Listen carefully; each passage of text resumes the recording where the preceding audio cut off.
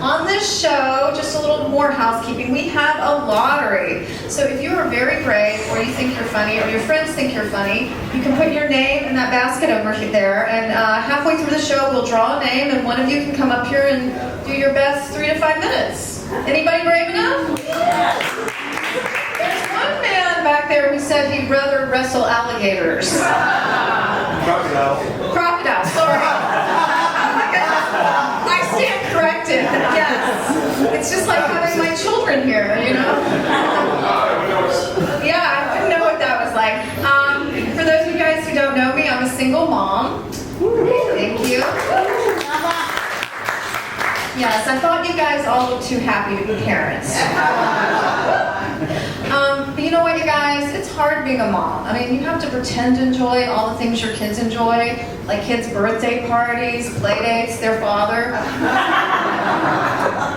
But you know what? I do surprisingly well on dating apps, and I think it's because my profile says that I don't want kids. Then they find out it's because I have 4. You know, I know 4 sounds like a lot, and it is, but I love being a mom. And you know what they say about having kids? It's a lot like making pancakes. First one's kind of fucked up. Probably should have thrown it away.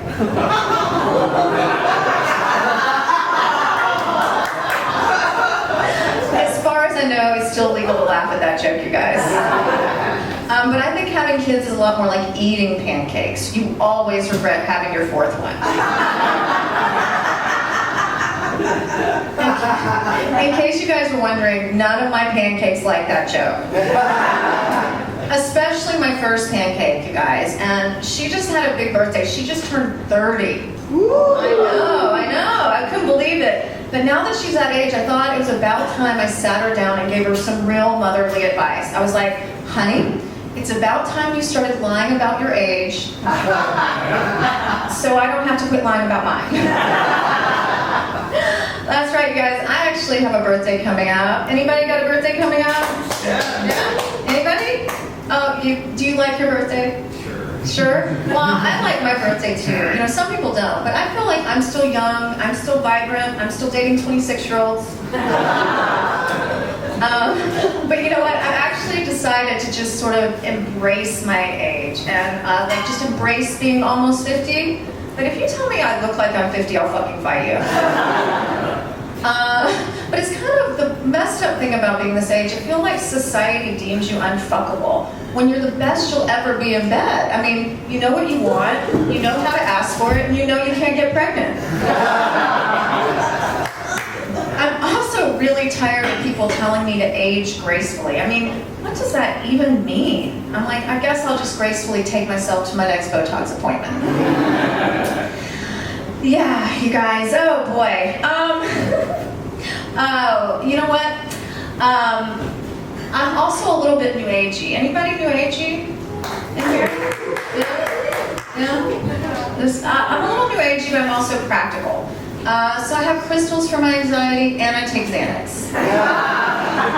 And I get my house feng shui just in case it works, and I take Xanax. And I have a ton of Buddhas in my house. And did I mention I snort Xanax? Lately, though, I feel like maybe this has gone a little bit too far, the new age stuff in my house. The other day, I walked into my 12-year-old daughter's room, and she was leading her American Girl dolls in a pretend ayahuasca ceremony. Yeah, kids in LA. 12 in LA is like 30 anywhere else. Actually, school just started, and I'm greatly relieved. But you know what? My daughter came home from school, and she told me that her sex ed teacher taught them what a blowjob was, and even showed them pictures. And she's 12, you guys. I mean, I think they need to know where babies come from, but I don't think she needs to contemplate whether to spit or swallow.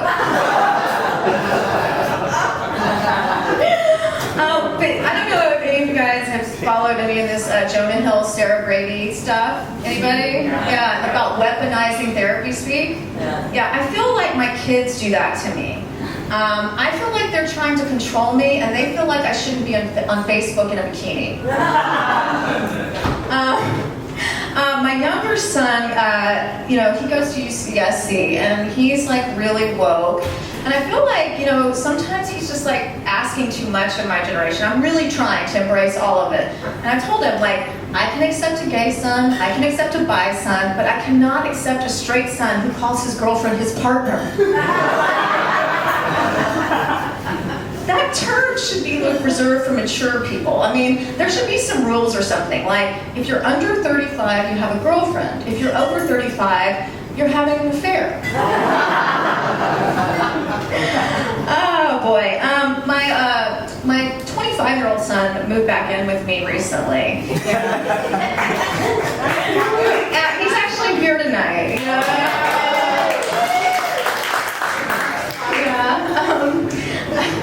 And he and I are really close, and the other day he came up to me and he told me that every girl he's ever been with...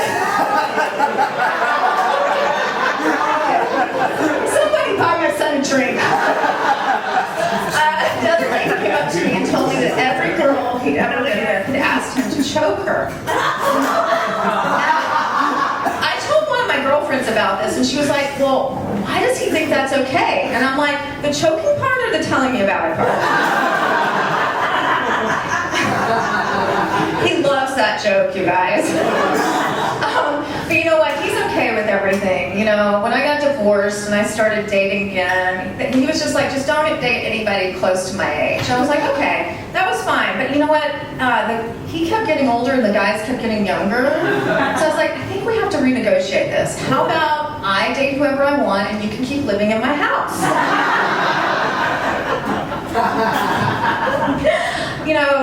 Back to that therapy speak, he also overuses the word boundaries. I think a lot of, millennials overuse this word, right? And the other day he came up to me and told me that he wasn't going to introduce me to anyone he was dating, that was his boundary. And I was like, okay, that's okay. My boundary is if you fuck someone in my house, I get to know their name. Again, buy my son a drink, somebody. But you know what? I really do like dating younger guys. I do. But you know what? There's always an expiration date. I mean, they're bound to say something insensitive, do something stupid, get grounded. But you know what? I try to be really romantic with these guys. So I write them all poetry. It's always the same poem. Do you guys want to hear it? Yeah. Okay. Roses are red, violets are blue. I'm half your age, but I'll buy an Xbox for you. I am a little worried. I've already bought 11 Xboxes this year. I'm also really obsessed with cult documentaries. Anybody into cult documentaries? Oh yeah. The Vow, Holy Hell, yes. I think I love them so much because a couple of years ago I was in a self-help group that actually turned out to be a cult. Yeah, well, in my defense, you guys, I was at a very low, vulnerable point in my life. It's called a sexless marriage. And I had just gotten bangs. Yeah. And people were always asking me if the cult I was in, engaged in all sorts of sex stuff. And it didn't. I mean, if you're gonna be in a cult for a couple of years, you should at least get laid, right? The cult I was in did engage in excruciatingly long hugs, to the point I was like, just put it in already. But you know what? There are cults all around us. A girlfriend of mine joined a group recently, and she gives them money once a month, she does backbreaking work, and she even recruits her friends. And I'm like, babe, you're in a cult. And she's like, Maggie, it's CrossFit. But speaking of cults, I'm not just a mom, I'm also a dog mom. Any obsessed dog people here? Yes? Do you have dog birthday parties? Not really. Not really. I haven't gone that far either. But I did give my Chihuahua a quinceañera. As her adopted mom, I felt like I had to honor her heritage. But you know what? I think my boyfriend is actually jealous of my dogs because I home cook their meals, they sleep in my bed, I actually love them. Yeah. But you know what, you guys? I don't just have dogs. I have 3 dogs and 3 cats. That's why I don't need a husband. I just have a hot veterinarian who wishes I would stop texting him at 2 in the morning.